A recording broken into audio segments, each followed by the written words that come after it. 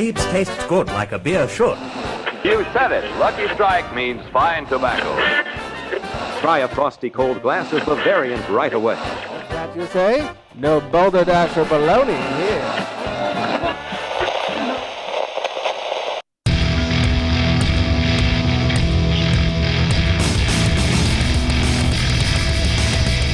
Cheers, everyone, and welcome to the Unfiltered Gentleman. No matter how you take your hooch, we've got something ice cold and on tap. Now, serving it to you straight and unfiltered, here are Greg, Scott, and Dan. Yes, we are. Welcome in, everybody. It's the Unfiltered Gentleman. Thanks for listening, joining. Most importantly, thanks for drinking along. We are the Unfiltered Gentleman. I am Greg. That is Scott. What's up? And that is Dan. Hello. You guys sound identical right there. Yeah, I don't know what that was about. Who those guys were. I don't know. Get them out. Yeah, creeps. Good Lord. Yeah. Thanks for listening and drinking along with us. Huge shout out to our top listening city of last week, which was El Cajon, California. Whoa. Which I believe is down near San Diego. San Diego. Yeah. Yeah. They got the cojones. Yes, they do. That'd be a great, it's like their high school was like El Cajon High, and they're the Cajones. Yeah. That'd be fantastic. Anybody from El Cajon, please let us know what the high school mascot is. Yes. Because if it's not the Cajones, I will never come again. Should be something cool. Yeah. It better be. So thank you all for listening. Don't forget to hashtag show us your beers when you're on the social medias and you're posting up those beer pictures. And don't forget to rate and subscribe to us on iTunes, Apple Podcasts, Google Podcasts, whatever you're listening to. Give us a nice little rating and review on there. Helps other people find the show. That's how the weird algorithms work. Our burp word of the week is delivery, not deliverance. Oh, yeah. But delivery. Yes. Yeah, don't make it that. Yeah. And we'll get to that in the booze news. You'll find out why. I'm so nervous. Yeah. Delivery. Okay. Yeah. Speedy delivery. There's no yokels in the back with shotguns or anything. Yeah, we're safe. So, all right. We might be safe, but we're also a little sober. Let's get things going here. Grab your libations, pals. It's time for beer of the week. And if you're drinking, well, you know that you're my friend. And I'll say, I think I'll have myself a beer.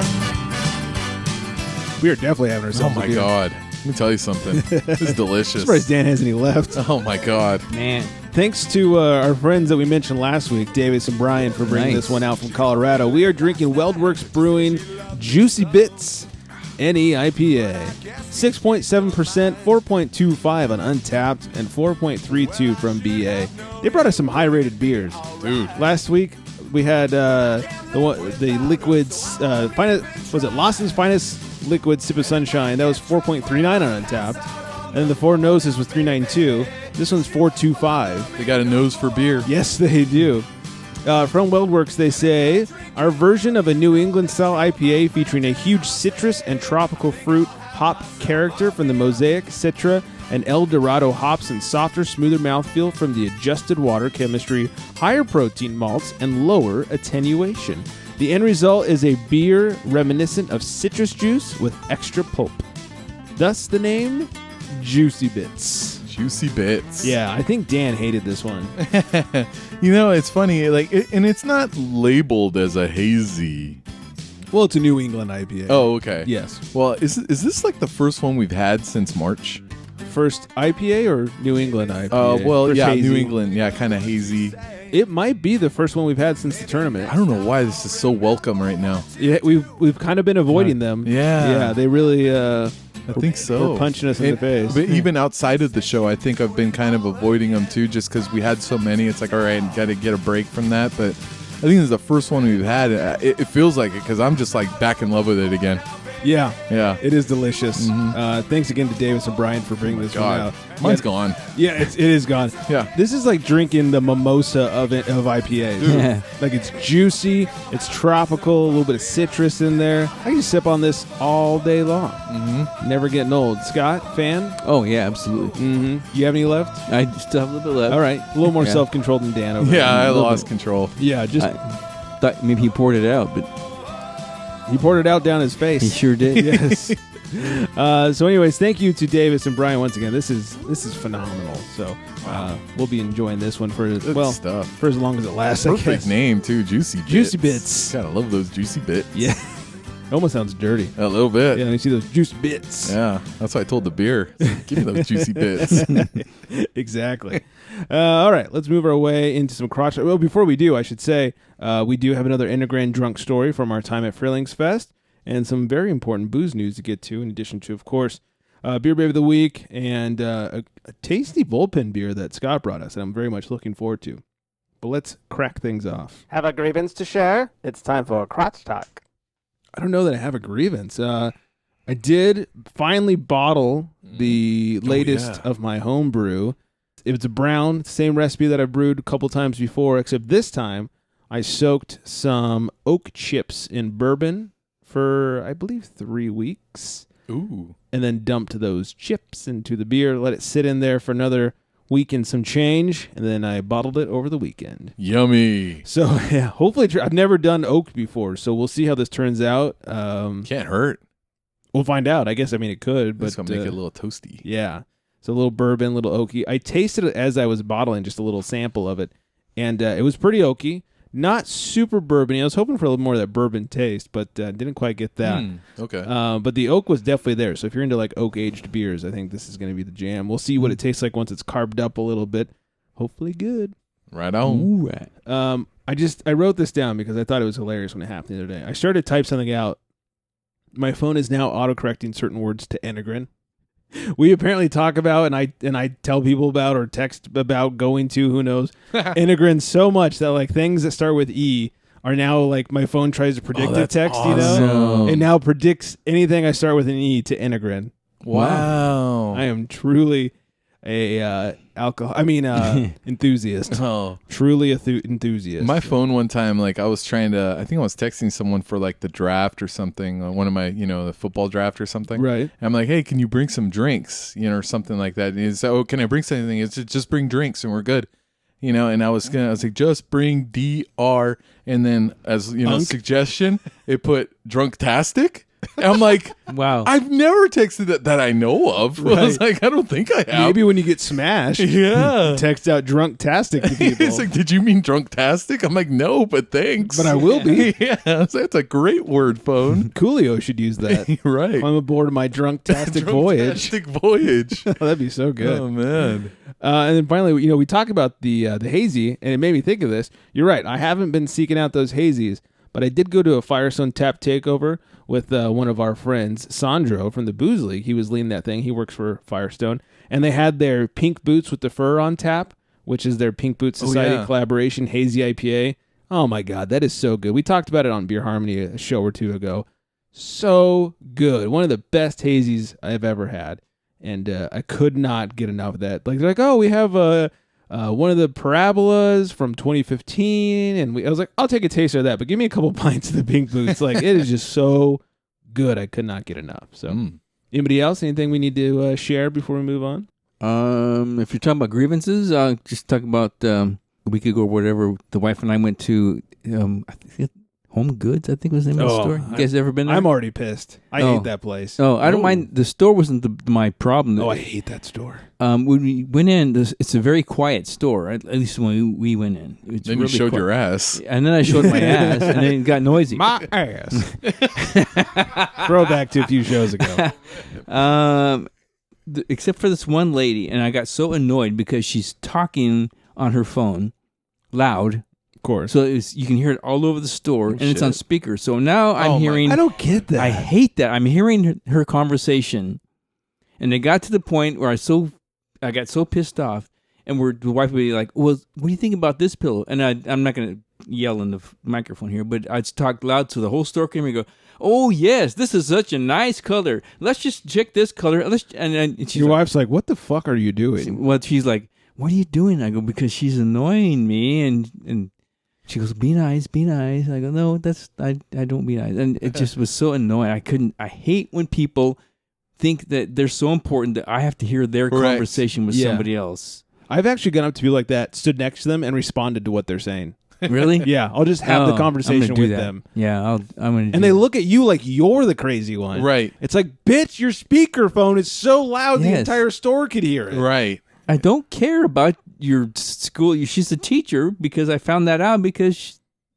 You probably know her social security number by now. Yeah. Oh, man, I know way too much about her fat ass and her friend. See, that I really want to know. And that's the problem with this shit, man. It's like back in the days when you had a cell phone, and I'm talking one of those fucking bricks back in the 90s. Nokia 3300.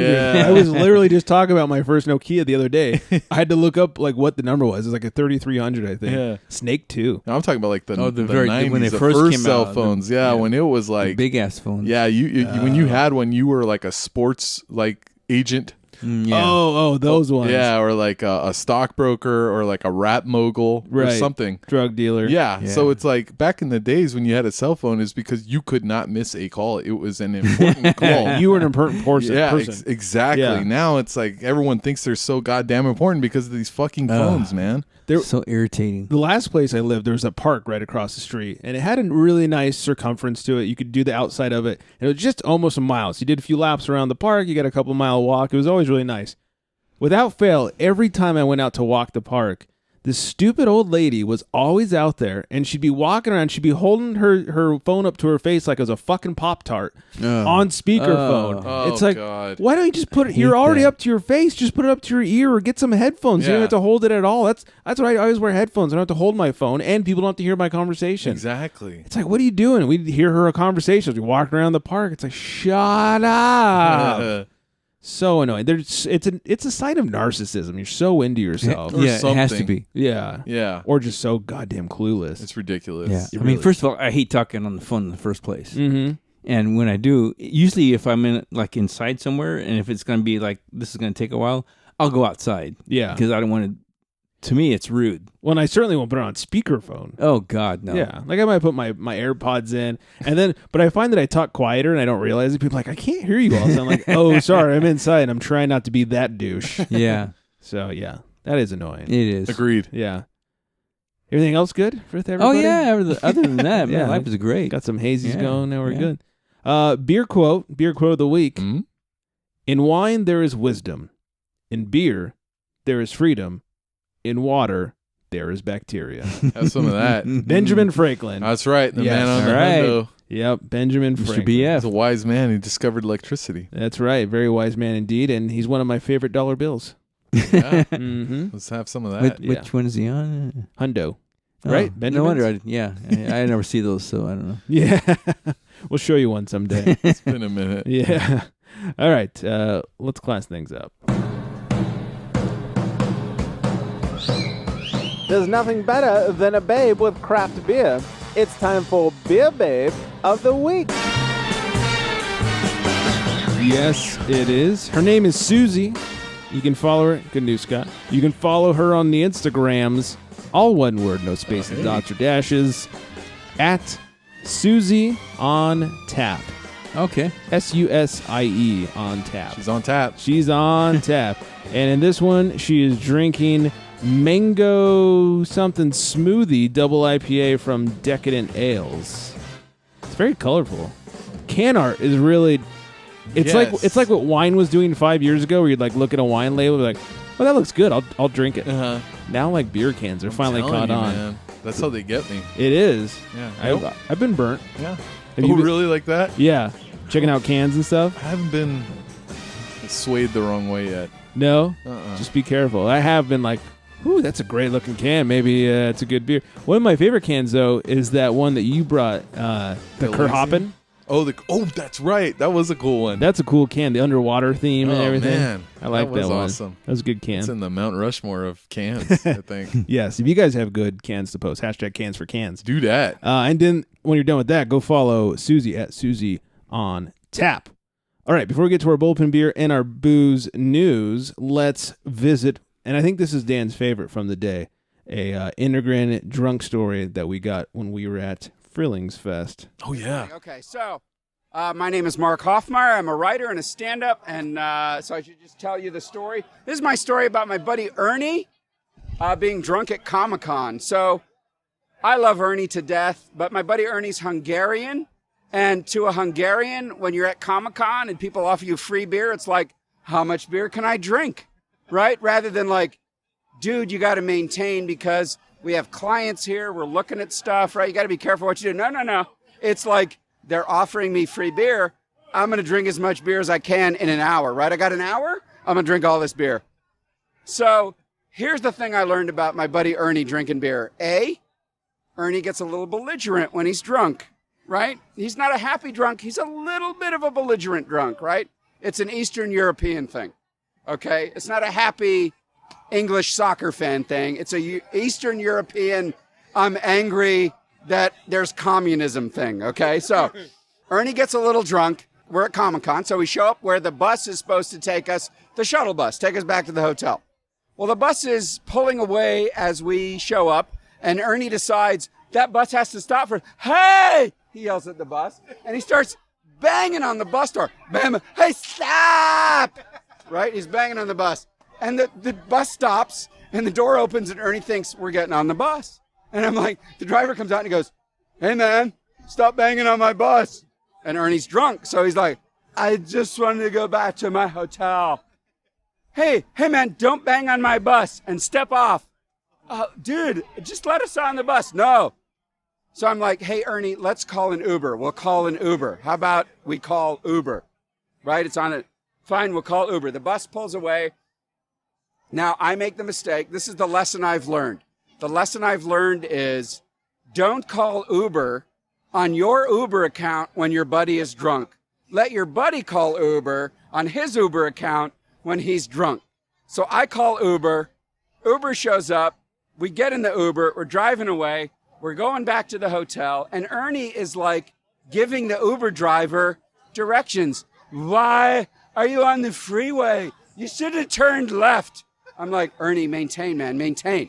Right? He's got a thing on his phone. It's telling him where to go. Okay. Why are we on the freeway? It's because the thing on his phone is, hey, dude, you should have turned left. I'm like, chill out, right? We finally get back to our hotel, and I'm like, dude, why are you yelling at the Uber driver? It's on my Uber. He was going the wrong way. So Ernie wanders off to go to sleep, and I'm like, I finally realize that like it's like, okay, this is on my Uber. How does this affect my Uber score? So I Google something, what is your Uber score? And I see my Uber score actually went down because of that Uber ride, right? My Uber score went down. I'd had a perfect Uber score. Literally, I had a perfect Uber score. And it went down because my drunk buddy Ernie had been like belligerent to the Uber driver. This was before you could give Uber tips too. This was prior to Uber tips. So I couldn't like tip my way out of it. I was just like stuck with going from like a 4.99 down to like in one night like a 4.65 because my drunk buddy. Now, fortunately, he didn't barf in the Uber, right? Because that's probably worse. He barfs in the Uber and he's telling the Uber driver how to get there. The moral of my story is if your buddy's drunk and you want to get an Uber ride, what you got to do is say, hey, dude, why don't you get out your phone and call an Uber? Okay, I'll do that. Because they're drunk, they're suggestible, and your score doesn't go down. So that's my tip to you. Your buddy's drunk. Make him call the Uber on his Uber. Thank you. That's my like drinking tip for the night. Thank you. Everybody needs a good drinking tip. That is a good drinking tip. We hung out with that guy for a while. He's hilarious. He's also a stand-up comedian. And I meant to pull his Twitter handle so I could give it out, and I totally forgot to. So I'm sorry. Go look him up. He said his name at the beginning. That's right. Yeah, so go look him up. How often do you encounter that? Like people like, why are you going this way? Yeah, I get that every now and then. Yeah. I remember one time, especially when I picked up a couple of guys, they're both drunk, except one of them who's like kind of half passed out, half, there. So he's way gone. Yeah. And every time we'd stop at it. Yeah. Exactly. And people don't know the area, but I picked them up in Oxnard and I was taking them to Satakoy. Okay. Every intersection. 20 minutes or so. Right. Every intersection that we stopped at, the half passed out, half drunk guy would go, you got to turn left. You got to turn left. And his buddy would be like, shut up, dude. Shut up. He knows where he's going. Just be quiet. It's every intersection. Turn left right here. Turn left right here. Like, shut up. Eventually you should just turn around and go, I'm Derek Zoolander. I can't turn left. not an ambi turner. After a while, I thought maybe he's from NASCAR or something. Oh yeah, he only turns left. Yeah. Oh, damn. Yeah, that is true. You wanted to go for a scenic route, I dude. guess. Take the scenic route. I had the opposite problem where I went to a beer festival in Vegas a few years back, and no one said anything because we were a little weirded out. But the Uber driver took us all the way around, like did go the wrong way, took us the longest route he could without being, like he was going to kidnap us. And it took double the time and charged. And this is before. Now Uber like tells you how much it's going to be, and unless you do something, it's going to be right at that price. Yeah. Back then, it'd give you an estimate, and it'd usually be within like $1 or $2 of that estimate either way. Well, this is double what it was supposed to be. Oh shit! And he did this on purpose. He did it on purpose. Oh my god! Well, I can only imagine he did it on purpose because he's got a phone that tells him where to go. Right? Yeah. And we had Ubered to the event. And we didn't come this way. We went directly there down a certain street and whatever. He took this like freeway, went all the way around, took twice as long, cost twice as much. And it was an Uber XL because there were 6 of us. So it ended up being like a $150 ride. Oh, what a dick. Luckily, my buddy like contacted Uber immediately. We weren't so drunk that we didn't realize it. Yeah. Like we'd been at a beer festival. We'd also been sitting there for an hour before we called Uber. Like we had some water. We kind of, I don't want to say we sobered up, but we calmed down a little bit. And we weren't so gone that we didn't know what was happening. So he immediately contacted Uber. Was like, if you look at my ride there, like it's same pickup location and drop off, just swapped. You can look at my ride. You can see the route that he went versus the other guy, and it's double the price. Oh wow! And so they did refund him half of it, and then on top of that, gave me like a $10 credit, like right what on. Uber always does. But this guy was a total douchebag. It's like, oh, these guys are drunk. I'll take them the other way and rack up the bill. So took you for a ride, literally. Yeah, he did. Yeah. He took me for a ride. That reminds me of something that I had not planned on, but I'm going to do it right now. I have a quick movie review. Nice. Have you guys heard of the movie Drive Angry? No. It is one of the, oh, fuck, I need money movies that Nick Cage did. Oh, really? Yes. Wow. It was on TV the other day, which makes it even better because there's lots of cussing in it, and it's on TV, and so there's a lot of like mother fudgins. Oh, and yeah. that kind of stuff. Yeah, a lot of horrible dub overs where it's a completely different person and sometimes different sex doing the voiceover.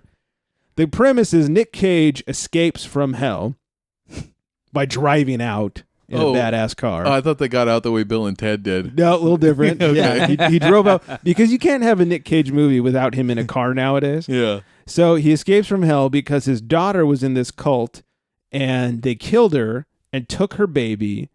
And we're going to sacrifice her baby in order to prove that they were a real religion or something. What? Already a stupid premise. Correct. So he shows up in this little town.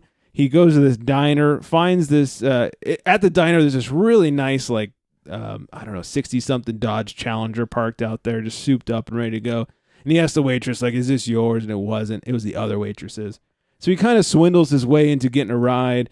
And then the lady who does give him, the girl who gives him a ride, first of all, smoking hot, Ooh. of course, takes him to her house where they walk in on her fiance pounding some other chick. Oh, yeah. And so I like this movie already. Yeah. So, of course, she leaves him, and now she's Nick Cage's best friend. And, Yeah, because he's the lesser of two evils, I right. guess. She's all of a sudden a ride or die chick at this point.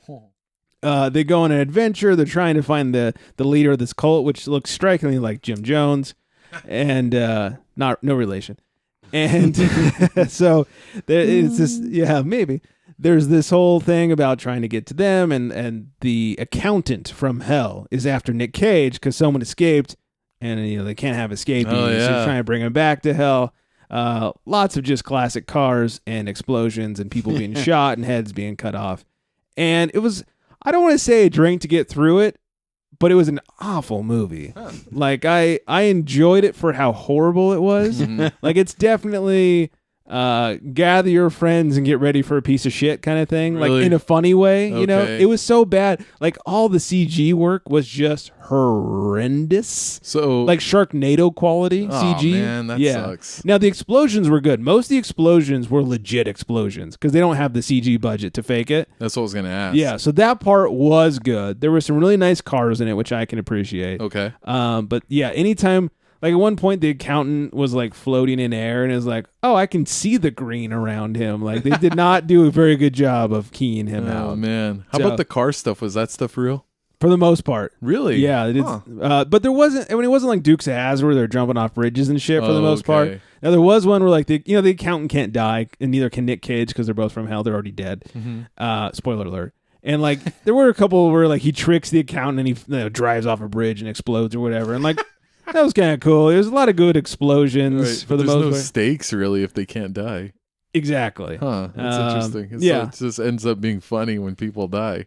Pretty much. Yeah. So they kill a lot of people. Okay. And then, they kind of work together in the end to fuck with the guy who's trying to do the sacrifice. Turns out the devil is the warden of a prison, by the way, just in case you were wondering. That makes sense. Yeah. So if you guys just need a shit movie to drink to, go check out Drive Angry. How did you stumble on this one? I shit you not, it was on Channel 5. Oh, really? Yeah. And it just been on that channel. And out here in Southern California, it's local news. And it had been on that channel because when I wake up Saturday mornings, I have a little coffee, watch a little news before the lady friend wakes up. I sound like an old man. I wake up and have some coffee, watch the news, eat my prunes. And it's just, we hadn't watched TV all day, so when we turned it on, like that was on. And we happened to turn on like the first 10 minutes. And I was like, ooh, that's a nice car. I'm like, ooh, that's a hot chick. Yeah. And then it got to the point where like we were too invested that we couldn't turn it off. Oh, man. Like, we didn't know what the fuck we were watching, but we just couldn't turn it off.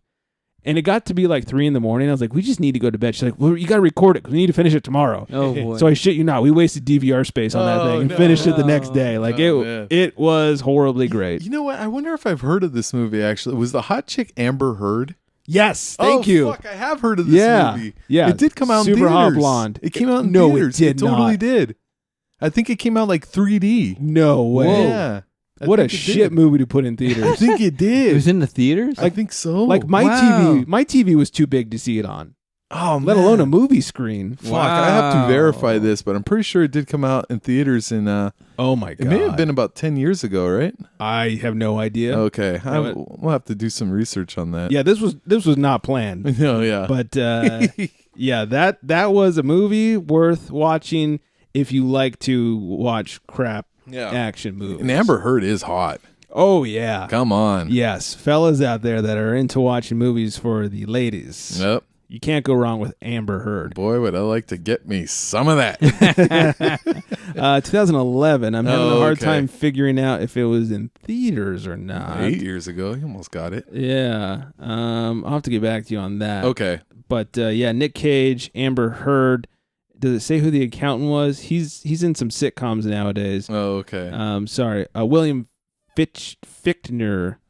If you saw him, you'd probably recognize him. So, but yeah, it was just a crap movie. It was awful. Because I remember hearing about it. There was some. So I don't know if it went straight to DVD or if it was right into the, if it was in theaters or not. But I remember hearing about it and thinking, "Good God, that looks awful." Yeah, it was. It was truly awful. That's funny. I forgot all about that fucking movie, dude. This is great. I'm on IMDb, and within like the first 15 cast member things, it's it's like Nick Cage's name was Milton, and then Amber Heard was Piper, and he just goes down. And then guy with camera phone, Latino busboy. Oh, it's going to be one of those movies. Huh? Yep, that's how good it was. Oh, damn it. So anyways, Drive Angry. There you go. Drive Angry. All right. Drink angry. Yeah, exactly. Let's not drink angry. Let's make a call with the pen. He calls to the bullpen for beer. Yes, he does. Scott brought us one today. I think my beer was like in the bullpen, like too long. It's got jelly arm. Warmed up too long. Oh yeah, like it's halfway through. Gone, dude. Yeah, that is a problem. We are drinking Stone Brewing's Espresso Totalitarian Imperial Russian Stout. Try saying that when you're drunk. 10.6%, 65 IBUs, a 4.09 on Untapped, and a 4.09 on BA. A lot of high-rated beers recently. Yes, indeed. From Stone, with a beer as bold and robust as Stone here we go again. Totalitarian Imperial Russian Stout. They're just going to sprinkle this description with that word. It's not easy to build another level of flavor. That's why we used hundreds of pounds of espresso beans to give Stone Espresso Totalitarian Imperial Russian Stout an added layer of rich complexity. The coffee flavors meld beautifully with the roasty bitterness of the dark malts for an intense complement of flavors while staying true to the essence of this classic historical style. Yum. Yeah. First of all, my first observation, dangerous. This Yes. is 10.6%. Oh, Yeah. This drink's like a coffee frappuccino thing. Yeah. My beer's got jelly arm. I got jelly brain right now. I'm like, oh man, I totally just down the hatch, and now I'm like, oh yeah, it was a little strong. 10.5. Yeah, I get a lot of on the nose, a lot of coffee, a hint of chocolate on the tongue there. Oh man, hits you with that coffee, that espresso. Yeah. Yeah, that comes in hot. That'll wake me up. I drink one every morning now. Yeah. Little best part of waking up. Yeah, of course. Is a Stone Espresso Totalitarian Imperial Russian Stout in your cup. After the coffee, I get a little bit of chocolate, but I think coffee is the big flavor here. A little bit of bitterness from that too. Yeah, I don't think it's possible to drink 3 of these if it was on tap, because after 2 it'd be like, yeah, I was drinking the Espresso Totalitarian. That's how they know if they should cut you off or not. Yeah. Sir, we're going to need you to say the full name. Yeah, Totalitarian. Yeah, I said Espresso Russian Stout. Oh man. Yeah, this is a good one. Scott, where'd you find this? Smart and Final. Oh. Yeah. Shopping those classy joints. Yep. Very smart. Yeah. And Final. Yeah. And you said this reminded you of Chocovesa a bit. Yes. And that's why you brought it in. That's why, yeah. And I can get a lot of that same coffee and chocolate note, maybe minus the spice, but right. Same type of dessert-like qualities. Yeah. But it'll boogie-woogie on your brain, man. Yeah, I don't think Chocovesa is quite this boozy. No, it's not. I think it's in the single digits. Yeah, I'm really digging this. Yeah, this is Dangeroso. Oh, boy. Mm-hmm. Everybody look out. Yes. Scott's Ubering tonight. Oh, yeah. Yeah. He's already on his third. Anybody need a ride? Beep, beep. Anybody need a ride? There we go. Here. Sir, can you say the name of this beer? No. No. I can't even say Uber. You're right, exactly. Uber. Oh, this is... you know what would be really good with this? Some vanilla ice cream. Oh, my God. A little beer float. Yeah. Oh, this sounds so good. Do some of that. Good night, everybody. All right. But we have work to do. Oh. We have news to talk about. Extra, extra, drink all about it. It's time for booze news. All right. Here's where our burp of the week comes from. Delivery. 7-Eleven launches a beer delivery service. Oh, shit. In New York, Miami, San Francisco, Los Angeles, Dallas, and Chicago. So just the big cities. I guess so. Chicago. Thank you, 7-Eleven, for finally doing something great. Yes. No kidding. Hopefully they deliver good craft beer. Now, they said they're going to deliver all the big beer and then listed off some of their craft offerings. But so far, all their list except for New Belgium was big beer. It was like, we're going to deliver Kona and New Belgium and it was like Elysian or some other stuff. I was like, all right, so you got one craft brewery. And it probably it varies by store because they might have different stuff on tap. But all right, 7-Eleven, now we're doing something good here. You're having the taps, what was it, in Texas? And now the beer delivery service in a major city near you. That's cool. Yes. After their $4.7 million lawsuit and spending $4.6 million on the largest marketing campaign that they've ever done, the Craft Brew Alliance reports a $7.3 million first quarter loss. They are the makers and owners of Kona Brewing, of course. Ooh.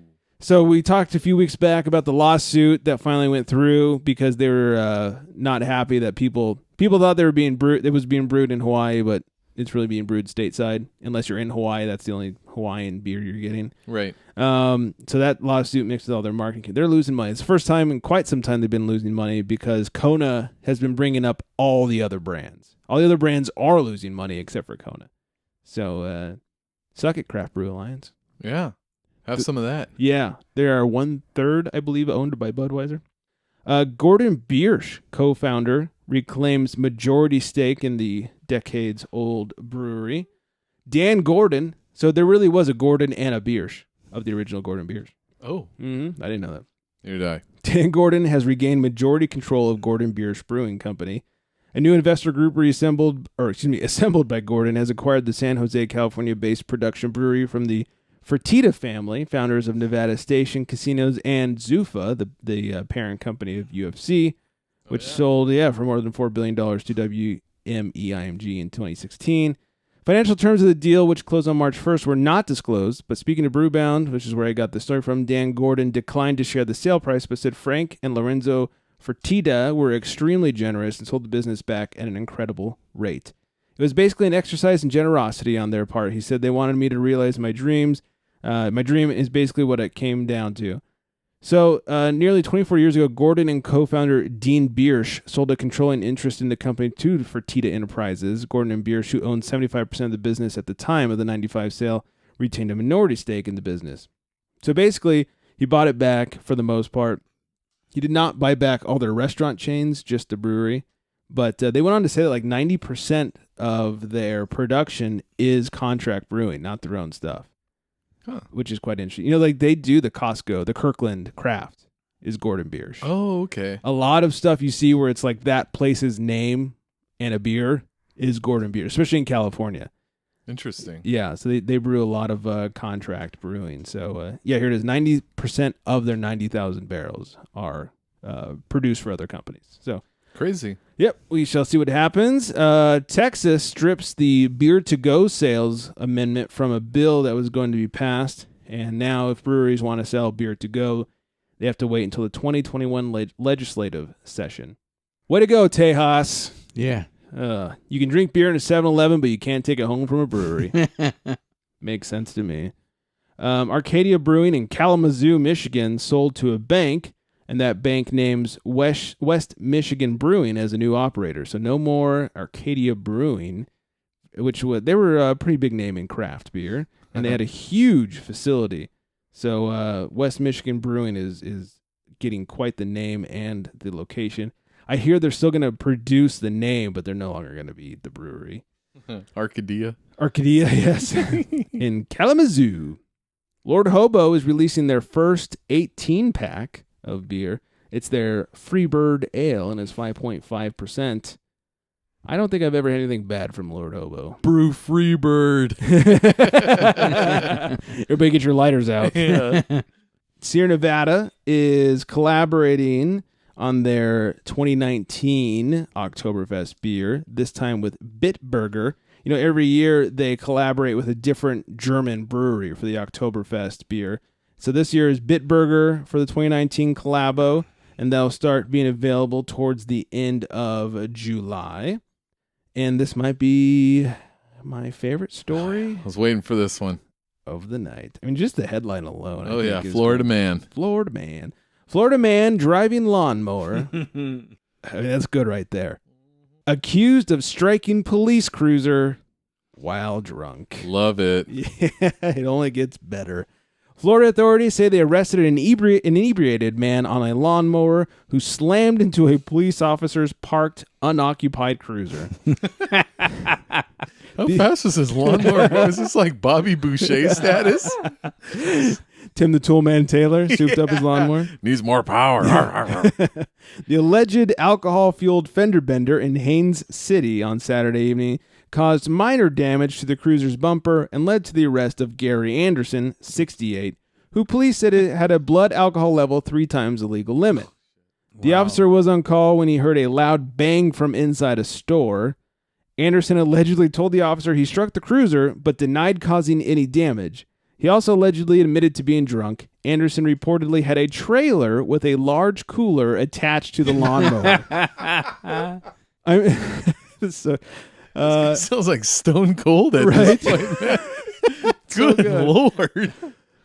Haines City Police Chief Jim Olensky says, "I'm proud of the professional demeanor officers showed when dealing with this heavily intoxicated belligerent offender. It's never a good idea to get behind the wheel drunk, even if that wheel is to a Craftsman or John Deere." Yeah. But this guy was trying to be, it's like, I'm just going to play it safe and take the lawnmower. There's no law against that. Right. Oh, that gets addressed. It's like, since there's no law, I'm going to take this cooler with me. Yeah. While in custody, Anderson was driven to a hospital after he accused officers of trying to poison him with cocaine. Police said there was cocaine in Anderson's system when he was arrested. Yes. It gets a little bit better because the station reported that Anderson allegedly told officers his driver's license was suspended 41 years ago, and he has never gotten it back. Anderson was charged with committing a third DUI offense in 10 years and refusing to submit to a DUI test. That's awesome. That is great. You think about it, what, 68, so 41, it would have been 27 when you lost the license, right? Suspended? Yeah. He's gotten by that long? On a lawnmower. Hey, 68 years old, that's a bucket list. Go ram a police car at this point with a cooler of beer behind you. Lawnmower with a trailer attached. A trailer of beer. Good Lord. That kind of thing only happens in Florida. On coke. Yeah. Gotta love it. I love that. And he's so smart. These police officers were poisoning me with cocaine. Preemptively striking. So that way when he got tested, there was a reason for the coke in his system. You gotta play it one step ahead. It's chess, not checkers. That's true. And he was all over it. So our salute to you, Mr. Anderson. That's everything. That's it. Thank you all for listening. Thanks for joining along. Don't forget to find us at theunfilteredgentleman.com. You're going to see the new logo rolling out by now. It's 150 is when we plan to have everything changed over to the new logo. Hopefully that works out smoothly. I doubt that'll happen. So we're on 149. You should be seeing the logo popping up here and there as things finally start to update and refresh and all that stuff. So look out for that. TheUnfilteredGentleman.com, at The Unfiltered Gentleman on all the social medias, except Twitter, at UnfilteredGents. Our number to call and to leave drunk voicemails, 805-538-BEER. It's 2337. And hope everyone out there in the meantime is staying hydrated. So on that note, good night, everybody.